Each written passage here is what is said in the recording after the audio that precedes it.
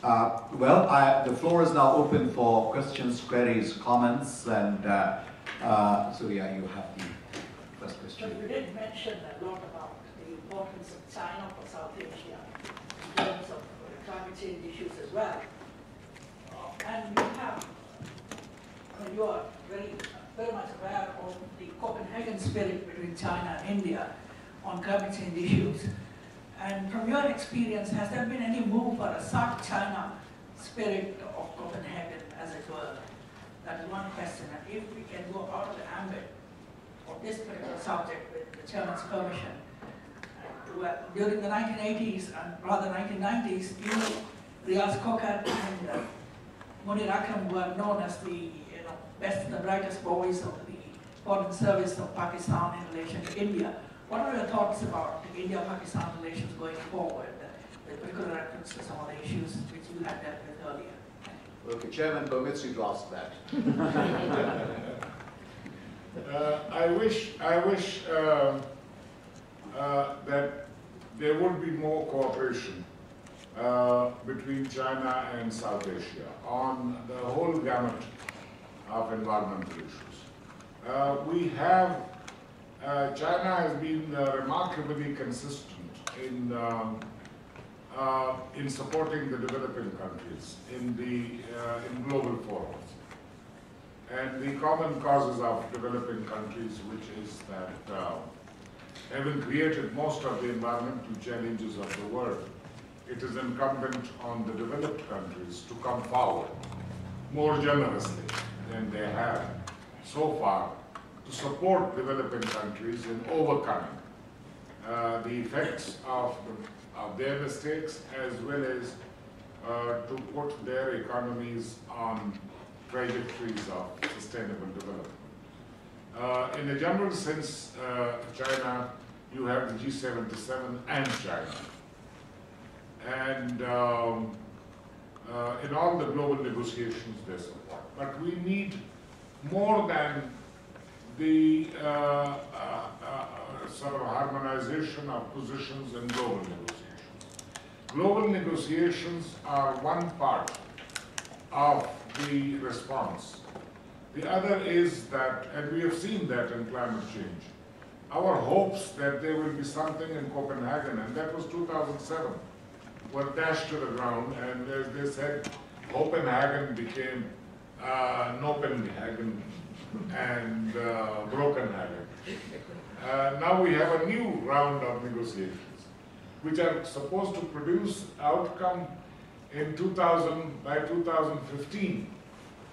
And the deadlines are being extended and all that. But China, as far as water issues are concerned, is a South Asian power, because China provides the headwaters for South Asian rivers.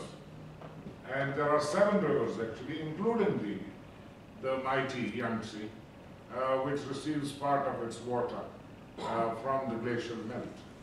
So I hope that. As far as India and Pakistan are concerned, you have a very interesting situation.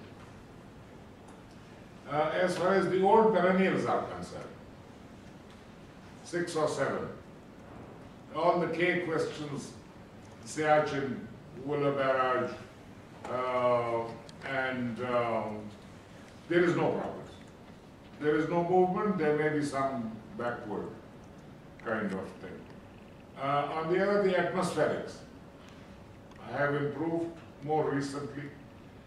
Soon after the Bombay outrage, virtually we had a total ban, a total rupture of contacts.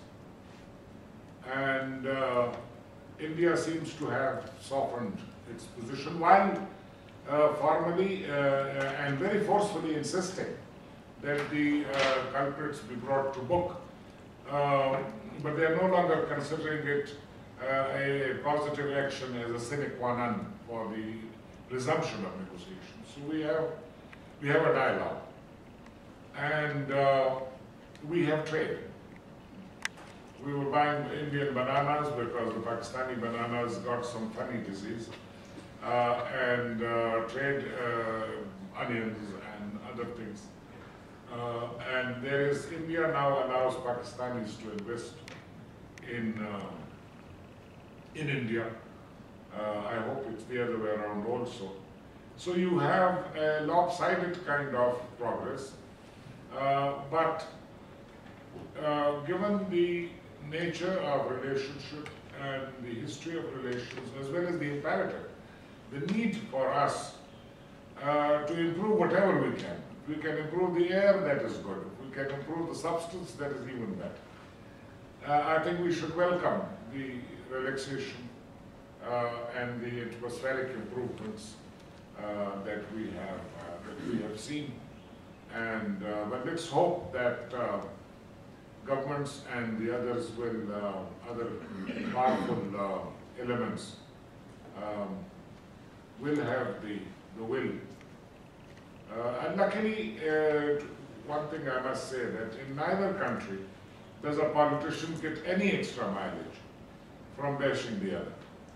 So we've become, Indian politics has become Pakistan neutral, and Pakistani politics is becoming India neutral. And of course you get all the love letters in the Indian newspaper, and vice versa. Like Hindu, for instance. Hindu is consistently positive and constructive. Yes.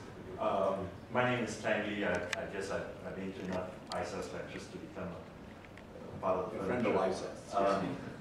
Okay, you've given us a very, in a way, a very optimistic speech on the way the South Asian nations are cooperating. But you've also mentioned that, resources, the threat of resources becoming more scarce, particularly water, becoming more scarce. And I know this question applies more to the Middle East than to Southeast Asia, but is there a possibility that one day there's going to be a water war between the South Asian countries, and what can be done to avoid this possible scenario? Yes, water, I mean, this topic has been discussed, and it has also given birth to the so-called environment security nexus literature. In India, institutes which have traditionally had very close connections with the intelligence agencies have been campaigning against the so-called securitization of environmental debates, because they feel that that opens the window for foreign interference. And this was particularly after the US Congressional Research Service produced papers on the water challenges and the possibility that water could trigger security issues. Although the congressional report focused on both security in the larger sense, problems within and between countries. Now, actually, there is a major book by Woodrow Wilson Center on the water issues of India and Pakistan, and particularly Pakistan. And we are basically at the crossroads. We can use water to bring us together, or we can use water to split us, to divide us. If we do not faithfully and imaginatively implement the Indus Water Treaty, you are going to be in problems. For instance, the Indus Water Treaty was negotiated when the word climate change did not enter the lexicon of international politics, 1960. The Indus Water Treaty does not talk about the underground water. It talks about the surface water, the rivers. The Indus Water Treaty does not talk about pollution, transboundary pollution. So what we need is, and there are also, I'm a part of a dialogue on water issues. There are also things like the hydropower generation that India is allowed under the treaty. Now, if you take individual projects, they are not contrary to the Indus Water Treaty. But cumulatively, you have 150 projects. They give India the ability to control water. because you let water in to run your turbines. Now, it gives you the ability to actually not release the water back to the natural courses. So we need, collaboration, we need confidence building and all. There is no question of renegotiating either the Indus water or the Indo-Bangladesh. It took Bangladesh 25 years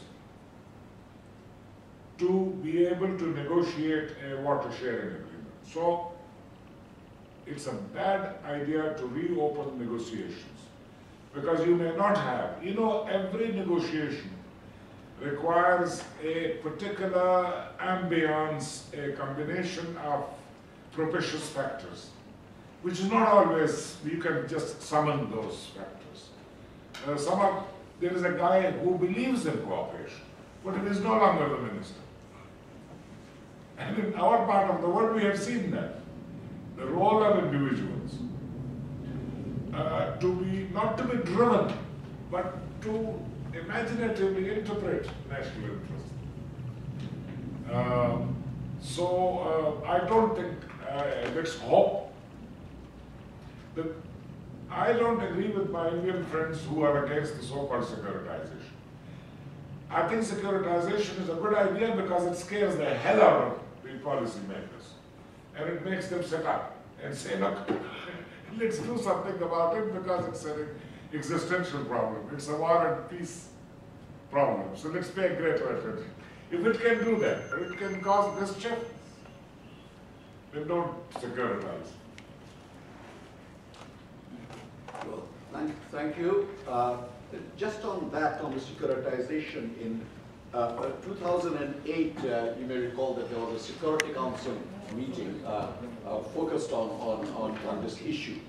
And there was some resistance from the G77 countries who did not want, again for the reasons that you have described, Shafqat, it to be a Security Council issue, a thematic issue to be subject of Security Council discussion. But the UK, which was the prime initiator, worked with us, Bangladesh, because we were strong on adaptation and mitigation, as you've heard, adaptation largely. And we agreed to do that. So in some ways, ranks within the G77 was broken to have the Security Council discuss this, at least on a one-time basis. Yes, further comments, questions? Yes, sir. I'll go ahead and address this both Dr. Kakakhel and Dr. Chaudhary from Pakistan, Bangladesh setup. One thing that we really haven't talked about is you have to speak a little louder, I think. One thing that we really haven't talked about is the, I guess, implementation of political will, without which we can have as many SARCs as we want, as many committees as we want, put out as many white papers as we want, but actual change will be very, very far away. If we look at the Bangladesh-Pakistan situation, and as Ambassador Kakakhel suggested, Bangladesh has made far many more strides on the environment than Pakistan has. What have those factors that have led to that, and what can other South Asian countries learn from the Bangladesh example?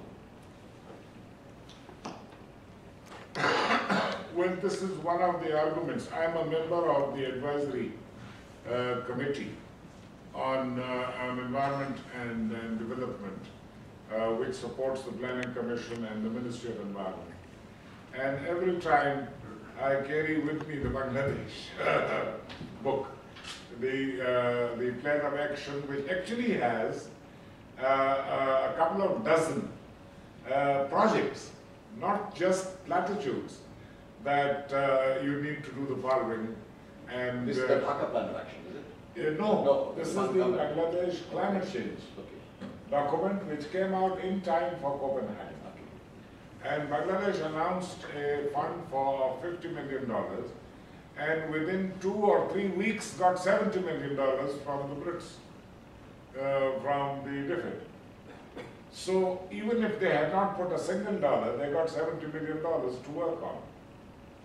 And we need to do that. We also need to publicize the successes or the efforts that India has made.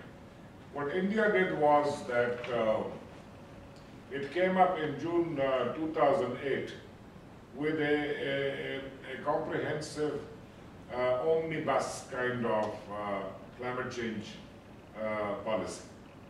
Then it realized that you cannot do it in one go, in one volume, because climate change will affect every sector of the economy.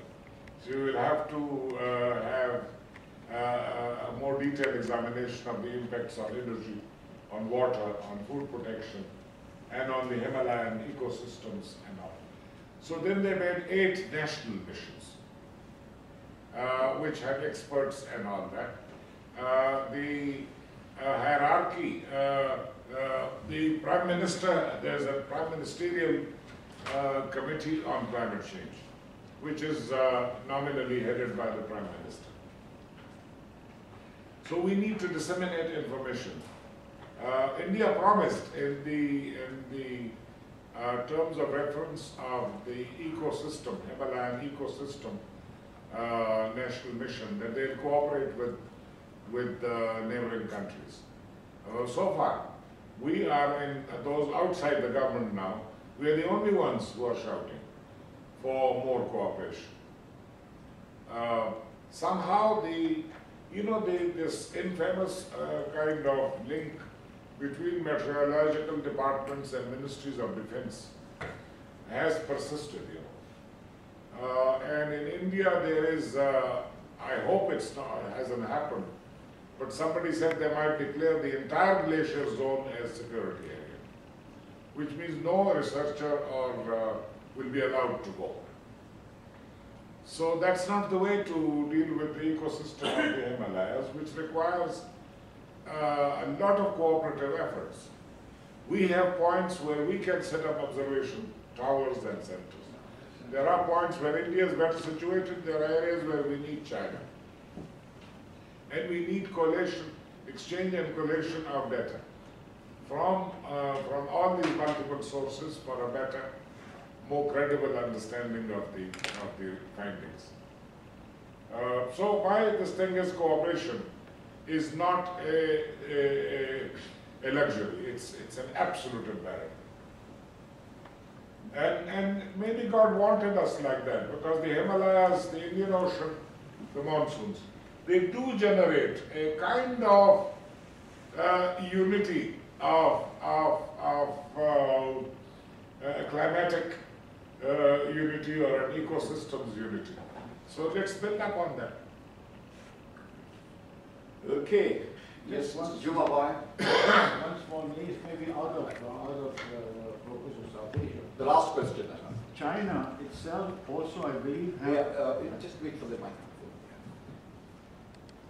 outside the focus of the South Asian environment, when you brought in China, the Chinese also have a problem of water. How are they solving it? Then there is the central part of Asia which has this problem. Is there any linkage between all these? Or any information about all these factors? Because you cannot have a country with a population of 1.4 billion suffering from water and not erupting in something else. Maybe we'll have a clarification on this. Thank you. You know, in the feverish rate of growth of China began basically in 78, 79. And in the first decade, they did not want to hear the word environment. In 1992, when they went to Rio, they even said things like, this is a new ploy to deny China its manifest destiny. And you know, but today the Chinese are among those who acknowledge the problems, and they say, name it and we have it. We suffer from all environmental problems and challenges, including the problem of water is actually more serious, because you remember Fatehpur Sikri, the capital that Akbar built, And because it did not have water, secure water, it became a ghost town, and Beijing faces the danger of becoming a ghost town because the water at the moment, some of the water is coming from 1,000 kilometers away. So the Chinese are extremely keen to develop their environmental resources, and they are the number 2 spenders on renewable energy. The Americans are still in the lead, but the second and largest research on environmental issues and renewable energies, recycling, reuse, is done in China. China is, what they have done is,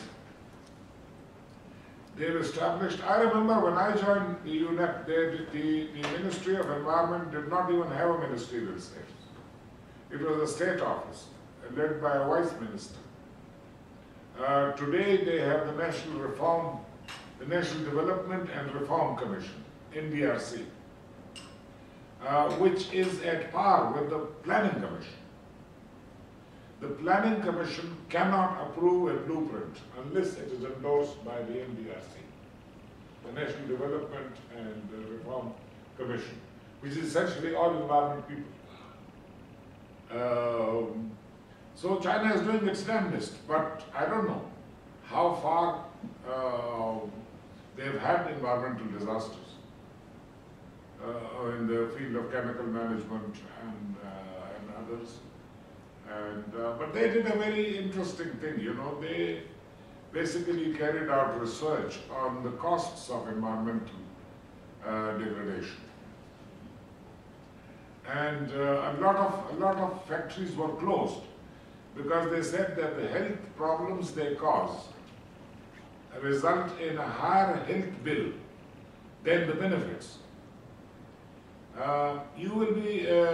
Pakistanis will be interested in knowing that a similar study was done in Pakistan by the World Bank in 2006, where they came to the conclusion that in terms of health problems caused by environmental protection and people out of jobs and active contribution to economic activity, Pakistan, as well as the lower rate of production, Pakistan was losing 1 billion rupees a day, 365 billion rupees losses a year. You can Google this, World Bank, assessment, environmental assessment. It's called Strategic Country Report 2006. It's in 2 volumes. It's an amazing document.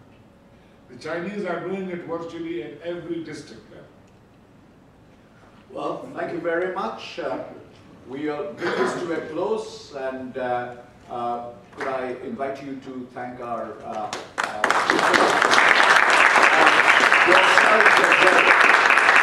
for participation in what turned out to be an extremely effective seminar.